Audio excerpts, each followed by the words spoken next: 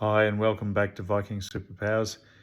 I really appreciate you following my channel, and I'd like to tell you about another channel I have called the Portal Superpowers. It's already established and I have about 500 followers there at the moment, and it's about the same sort of thing I want to talk about in Viking Superpowers. It's the Portal Superpowers refers to my concept that the connection to our superpowers, our human superpowers, comes through a virtual portal that seems to be somewhere around the rear of the brain or behind us. And there's lots of different ideas about how people enter meditation, enter the realm that allows them to exhibit what I'm calling superpowers here, but things that I think are actually normal, just underdeveloped in our cultures. Things like telepathy, precognition, even telekinesis, prophetic dreams, and even stranger abilities, abilities such as seeing past lives, experiencing paranormal events that are hard to explain, even near-death experiences, shared death experiences. So it's a very, very interesting subject, and I'm basically writing a book that will be titled Viking Superpowers.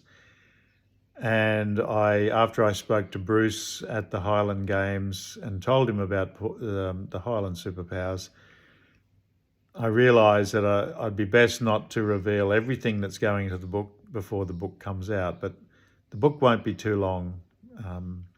I've just got a couple of projects on the go. The book's really a priority. And so today I just wanted to tell you a bit about Scottish Viking superpowers, the Scottish tradition of the second sight, which is what I talked to Bruce about. It's a very interesting thing. Before I do, I just encourage you to subscribe to my Portal Superpowers channel, and the Viking Superpowers book and everything to do with it will be promoted and talked about there as well as on this little channel in the future. So let's get into it. Just reading from a great article about the Scottish second sight. It says, for centuries, Scottish Highlanders have held a strong belief that some people have had the gift of second sight. The Gaelic name for this is, and I don't speak Gaelic, so forgive just the way I say it, but I think it's Andar Shalai, but it's spelled Andashealladh, and Gaelic's notorious for not really sounding like it looks, at least to an English speaker. So the Gaelic name for the second sight is Andar Shalai, which translates as two sights, in reference to regular sight and that of the spirit world, as they call it here. It may be the remains of the magic of Druids, as it is more present in Celts than any other group of people, according to MacDougall's Witchcraft and Second Sight in the Highlands, Scottish Highlands. That's a famous old book that I've yet to read. I'm looking forward to reading that. At one point, second sight was common throughout all of Scotland, but as time went on, it became more and more prevalent in the Highlands. Lowlanders weren't as interested in such things. A great deal of the Lowlanders, or it should be a great many of the Lowlanders, thought that they were an over superstitious lot, talking about the Highlanders. And that's one of the real major themes in my book, Viking Superpowers, that I'm writing, is that our cultures now reject the second sight, reject the paranormal, reject these psi abilities, PSI, ESP, strange stories, even, stories of aliens and cosmic encounters. These things, by a lot of people in the mainstream, are considered sort of crackpot ideas, the ideas of cranks. But I personally, as a scientifically trained at least to senior in high school, and then after school I had quite a bit of medical training. I'm a rational person. I understand the scientific method, but I've also had an enormous amount of paranormal and unusual experiences in my life which can't be accounted for by modern science, and which really give the lie to this idea that they don't exist. I personally know they absolutely do exist. And so that's just my position. That's how you have to be when others say it's all rubbish. We just smile and say, okay.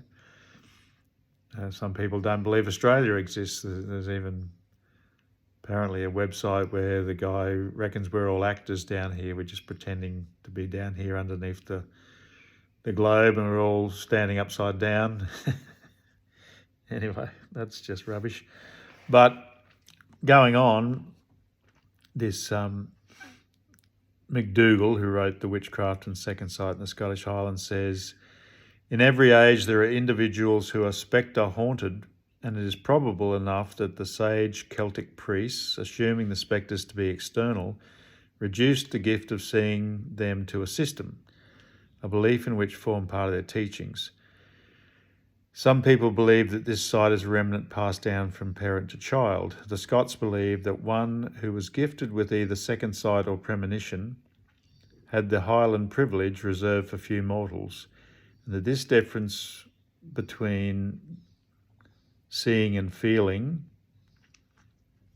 it leaves off there, this difference between seeing and feeling was a mistake. Anyway, doesn't matter. In 1652, Lord Talbot made a study of the second sight in the Highlands of Scotland and published his research in Gaelic for the magazine The Gale. In his research, he stated that there were men, women and children who possessed the second sight, and there were cases of children with the sight who had not received it from their parents.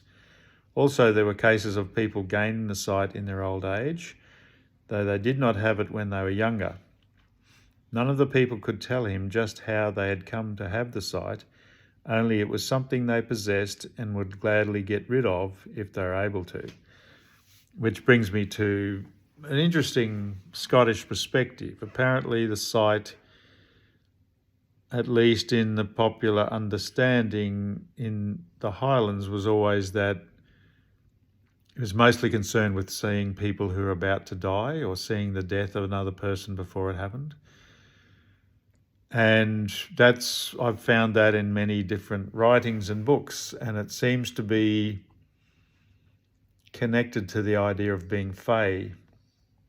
The word fae means to have the second sight, really, but the etymology of it indicates someone who's close to death, somebody who's either been close to dying themselves or close to others' deaths, and gains an ability to see things that other people can't see. And interesting thing is, I had a near-death experience when I was 21, and that sort of marked me for life. And what happened in that experience I'll tell somewhere else, but it left me with marked paranormal abilities, and not something that I was seeking for, something that I tried to make happen. It just happened.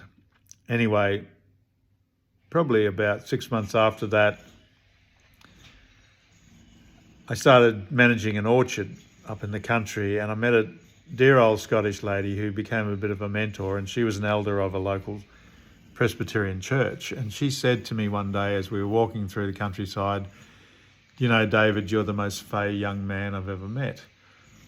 And I said to her, "That's hardly a Christian idea, being fey. It's not what I'd expect to hear from a Christian elder." She says, "Yes, that may be as it is, but I'm Scots. I'm from a Highland family, and I can tell you, I can feel that you're very fey." And when I first found out, only a couple of years ago, that the word fey means close to death, I clicked and thought, well, that must be what happened to me, that I came so close to death, and maybe I did die for a short period and I went to like a heavenly place and came back. Maybe that's what changed me. That's what gave me the second sight. And I think that's probably true. But my gifts, I've never seen someone's death. I've been with people as they're dying, but I've never actually had that experience of a premonition of somebody's death.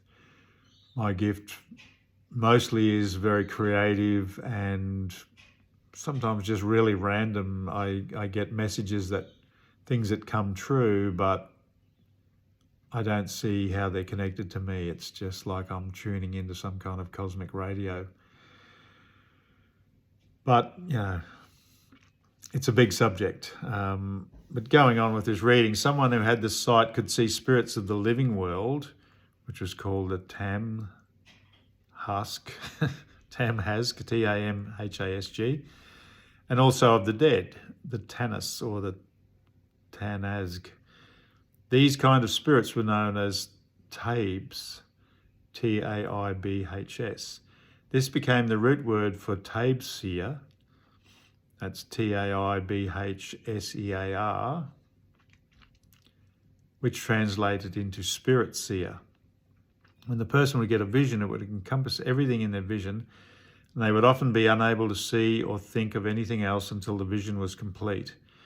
When it was finished, the Taibseer would then be able to pull themselves back into reality and be able to evaluate what they just saw and be able to warn people about upcoming events.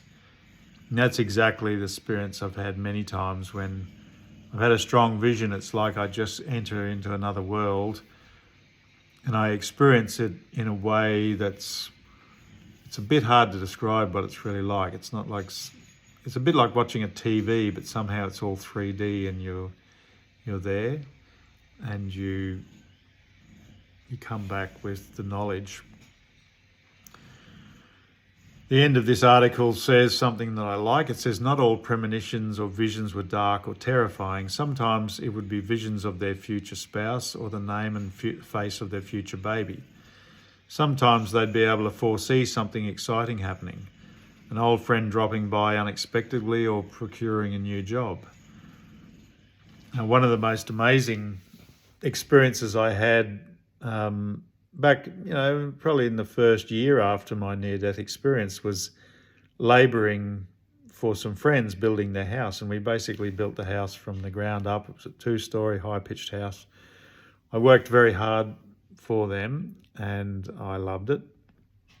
And when the wife, the builder was my mate, and his wife was heavily pregnant, and one night I had a dream, and I dreamed a name of her baby. I actually just dreamed this name.